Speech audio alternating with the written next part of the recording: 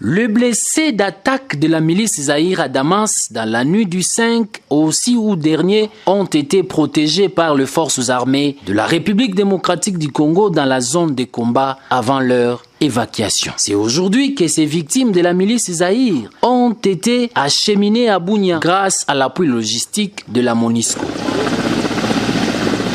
Les chefs bureau de la MONUSCO Bunia, présents sur le lieu, saluent l'implication du gouverneur militaire de l'Ituri, le lieutenant-général Luboya Kashamadjoni, avant d'appeler les milices communautaires d'abandonner cette entreprise criminelle au profit de la paix. Il s'agit ici d'un acte humanitaire. Nous avons été sollicités par le gouverneur pour appuyer les familles, les communautés, qui a lui-même pris en main la situation. Vous avez vu cette maman qui est blessée, elle appartient à cette communauté. Ce n'est pas des étrangers, ce n'est pas des gens qui viennent d'ailleurs. Il est grand temps qu'on arrête, qu'on saisisse l'opportunité qui a été donnée par le président de la République, déposer les armes, rejoindre le processus DDRCS et arrêter les souffrances des communautés. De son côté, le représentant de la communauté Balé vivant à Kinshasa, M. Dzba Safari, exhorte les communautés ituriennes à transcender le mal et d'éviter la provocation de part et d'autre. Alors il faut que nous puissions nous investir tous dans ces processus. L'émotion est vive, mais il faut tous dépasser. Il faut que nous puissions évoluer.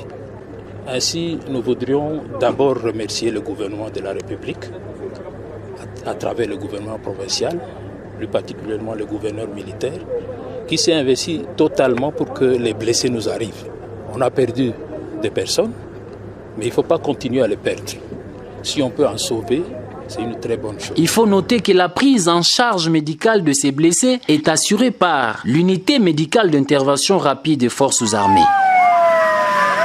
IMIR, une branche des corps de santé militaires déployée en Ituri dans les cartes d'appui médical aux opérations contre les groupes armés. Cette unité médicale de forces armées mène les actions humanitaires aux victimes civiles en zone de conflit pendant cette période de l'état de siège, dont l'objectif final est de sauver des vies humaines en administrant des soins de santé de qualité.